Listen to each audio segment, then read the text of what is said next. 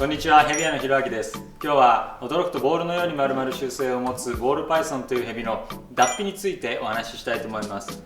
ボールパイソンはですね、サイズによりますけれども、小さいうちはだいたい毎月脱皮をします。ちょっと大きくなってくるとそれが2ヶ月に1回になったり、もうアダルトになると3ヶ月に1回とかになったりするんですけど、脱皮に入る時にはですね、兆候が見られまして、まず体の色がくすむ。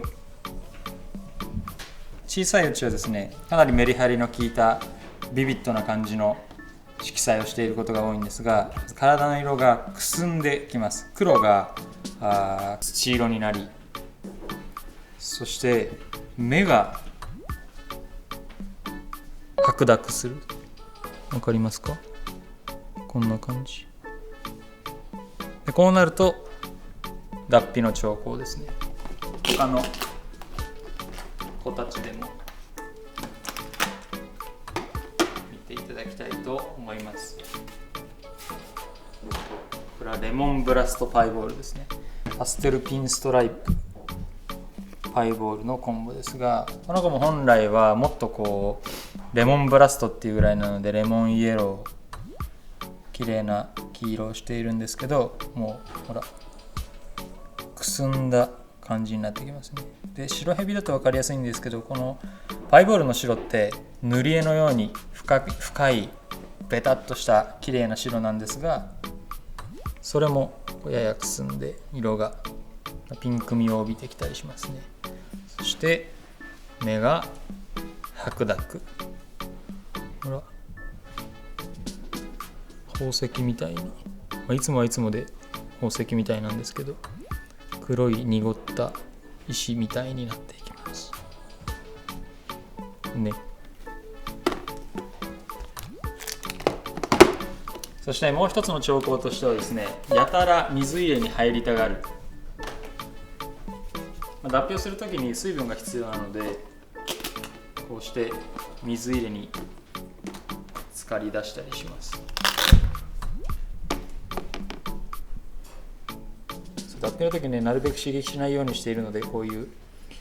うんちとかもあるんですが、脱皮というのは代謝なので、例えば拒食に入ったりとか、あるいは病気になったりした時っていうのは、脱皮の周期が極端に遅くなったり止まったりします。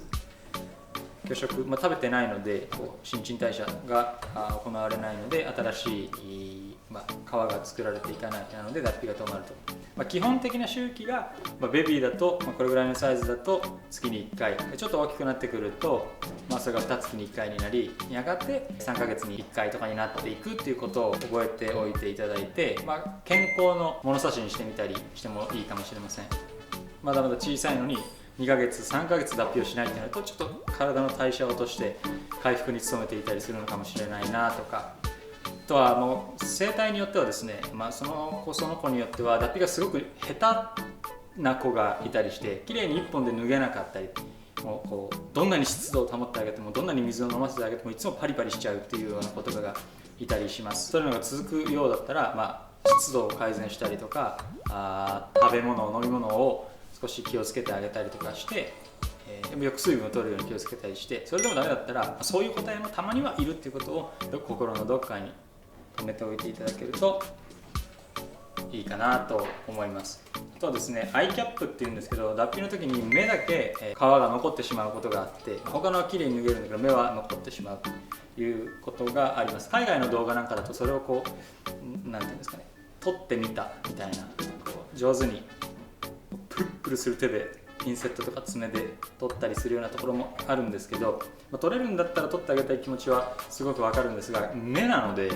あんまりおすすめしないかなと思います。次の脱皮できれいに脱げるように、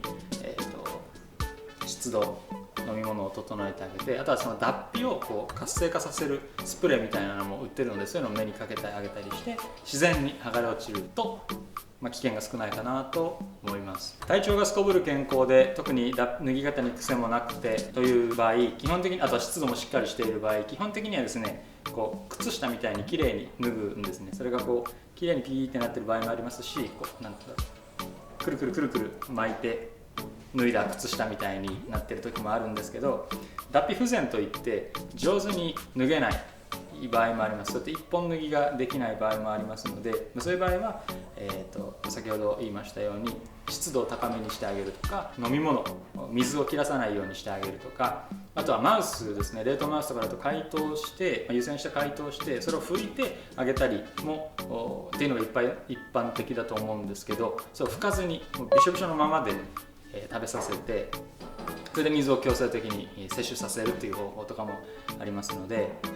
脱皮不全になってしまったらそういうところを見直していただくといいかなと思います。今日はボールパイソンの脱皮についてお話ししました。当店の生体在庫状況は概要欄にあるホームページからご覧ください。